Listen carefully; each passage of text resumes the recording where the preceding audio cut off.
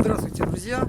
В нашей местности весна никак не может прийти по-спокойному, по-тихому. Ей обязательно надо рев ураганов, ветров и тому подобного. В этом году весна пришла совсем с не очень хорошими нюансами. Несколько лет назад у меня, например, когда пришла весна, оборвала всю пленку на теплице полностью, еще и накрутила на брусья. В другую весну у меня эту теплицу полностью разломала. Этой же весной у нас после перевода часов, как посмеялись в интернете, спросили: скажите, пожалуйста, как переводить правильно часы, потому что я что-то накрутил и у меня начал снег валить. Так, я думаю, что у многих произошло это после последнего воскресенья марта. Случилось такое, что пошел снег. Он прошел с ураганным ветром. У нас где-то оборвало линию, замкнуло. В результате всех включений и переключений напряжение очень сильно упало. И получилось... Я не заметил, что у меня насос работает без остановки в колодце от насосной станции. И перегрелась крыльчатка. Здесь получилось, выбрала такое кольцо, крыльчатка сплавилась. Я даже в один момент подумал, что насос сгорел. Ну вот сегодня я разобрал. Хотел снять, как я его достаю, этот насос, разбираю, но что-то забыл. Работа, проблемы. Ну, единственное, что я смог заметить, что сильно вроде не пострадало. Работать оно, наверное, будет. Я надеюсь, очень сильно, потому что сейчас замена этой крыльчатки сопряжена с некоторыми проблемами и нюансами. Это придется ехать в райцентр, как минимум. У меня нет такой возможности. Поэтому я выбрал куски, которые поотрывал.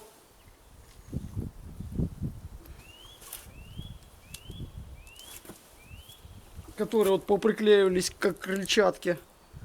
То, что наплавилось. Но это нюанс этих насосов, что когда вода пропадает, а из-за того, что он не мог создать давление, было низкое напряжение, у него не хватало мощности создать давление, вода там перегрелась, сначала вода, я так понимаю, она начинает испаряться, потому что у меня было пару раз такое, что я насос доставал, он был очень горячим, и начала греться эта пластмасса.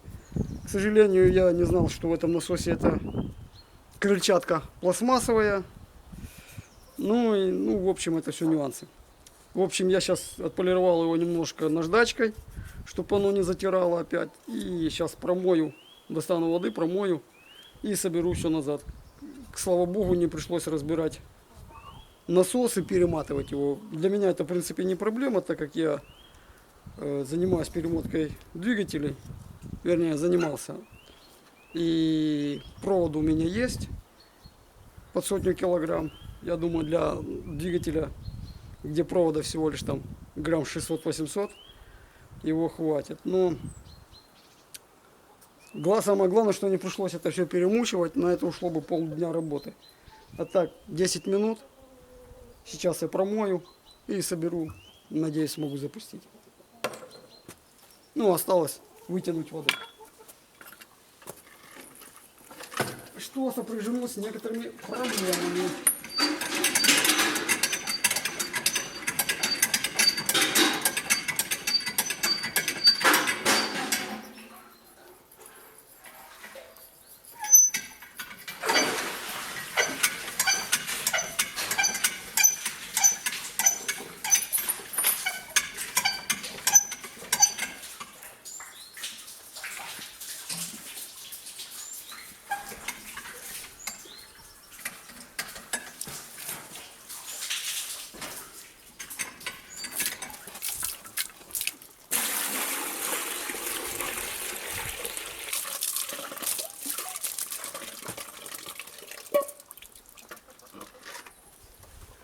В результате промыва насоса после разборки вода оказалась черная. То есть это вся пластмасса нагоревшая. Да и каламуть, которая собирается в колодце. По-любому в насосе. Его желательно от времени промывать.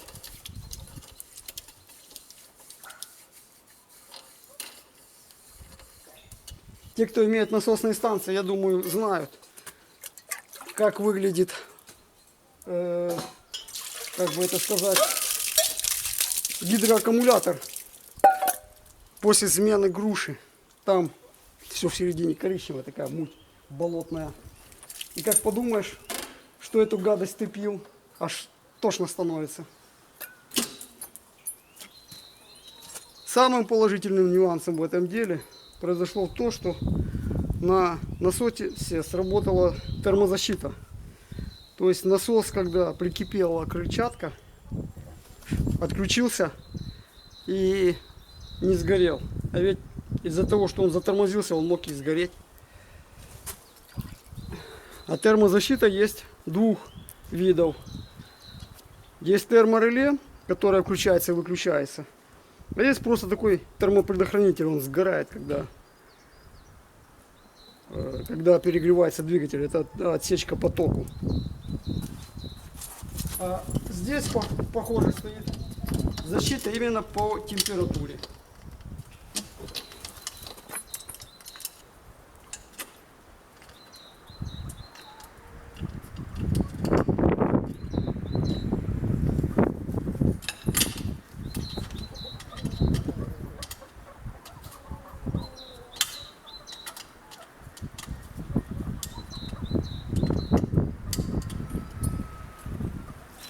Самое муторное дело это было собрать и разобрать этот насос. На нем стоят болты под ключик шестигранник. Ну, ужасно неудобные. Или это у меня ключик неудобный, или это болты неудобные. Ну вот, друзья, насос собранный.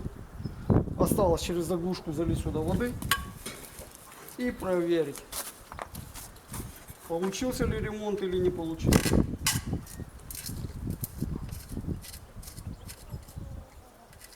Тут еще залить этой воды такое муторное дело. Заглушка маленькая, а воды туда надо почти 2 литра.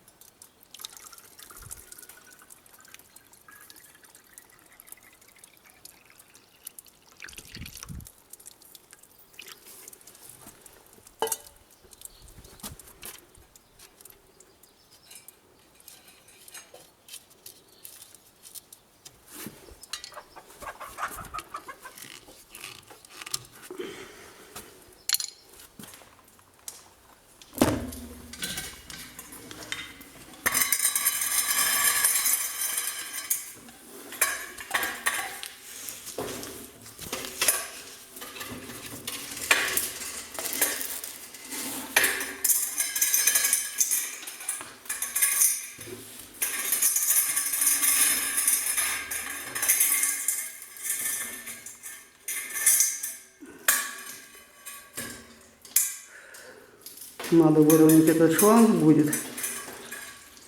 Это шланг, по которому вода поступает в дом. Когда-то я так сделал по временной схеме, так оно у меня и осталось. Сейчас запустим, посмотрим.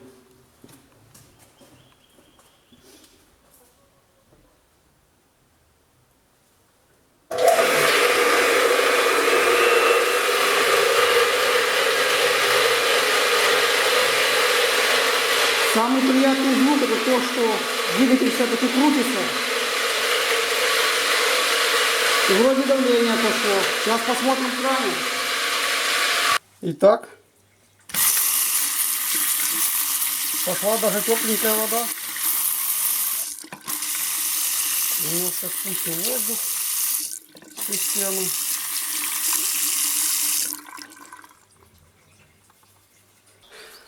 Ну вот, друзья, самое приятное действие на сегодня окончено. Оно даже приятнее того, что светится солнце. Вот только что слышали, щелкнуло, выключился насос, значит давление накачало. Самое легкое, можно сказать, то, что я думал, сегодня делать с этим насосом, это первый вариант. У меня есть запасной насос, который у меня стоит на поливке. Но если я на поливку ставлю тот насос, значит мне этот насос надо как минимум за месяц сделать. Хоть там работы там 4-5 часов, но все равно времени вечно не хватает. Особенно сейчас весна, работы очень много. И второй вариант — это перемотать тот насос по-быстрому. А сегодня суббота, в понедельник мне на работу, работаю опять по воскресеньям я ничего не делаю. То, что удалось сделать с насосом, это очень хорошо. Но все равно как-то подойдет момент, придется разобрать его, снять крыльчатки и завести, купить такие же самые, чтобы у меня были в запасе на всякий случай. У меня постоянно все в запасе. У меня есть рабочий насос в запасе. У меня есть еще один насос сгоревший, его надо перемотать. У меня есть еще один двигатель такого насоса, его тоже перемотать надо. Но это все проблема завтрашнего дня. В общем-то, друзья, как бы то ни было, травка зеленеет, солнышко блестит. И пчелки летают, все хорошо. Весна, хоть и мелкими шажками, но все-таки идет к нам в гости. Главное, чтобы опять не накрутить часы куда-нибудь не туда и не проскочить этот период весну, лето и осень, и сразу опять не перескочить на зиму. Потому что зима, честно говоря, она надоедает. Ну, у нас в этом году, правда, снега не было, в отличие от других местностей, но вечно пасмурное небо, оно давит, оно гнетет и надоедает. А когда светится солнце весной, вот самое это хороший период весной, когда после зимы, после этих дождей, снега, морозов, черного неба приходит яркое солнце, приятно становится на душе, легко. И ты забываешь, что пройдет буквально еще 3-4 месяца и будет жара под 45 градусов, невозможно будет дышать, но все равно это радостный момент, это момент возрождения природы, как бы перезагрузка организма нашего. Поэтому я желаю вам, друзья, чтобы такая же перезагрузка случилась и у вас, к вам пришла весна, ранняя или поздняя, какая она у вас там приходит, чтобы те, у кого чешутся руки, уже сеяли, садили все. Я вот посеял на огороде, осталось посеять мне рассаду. Из рассады я посеял только перцы, которые почему-то упорно не желают всходить. Сейчас я еще буду сеять помидоры. В общем, работа, весенняя работа, которая мне нравится, наверное, больше всего. Спасибо, что вы досмотрели этот ролик. Заходите, подписывайтесь. Я буду стараться с приходом весны все-таки выкладывать почаще видео, хотя бы пару раз в неделю. Ну, не все от меня зависит. До свидания.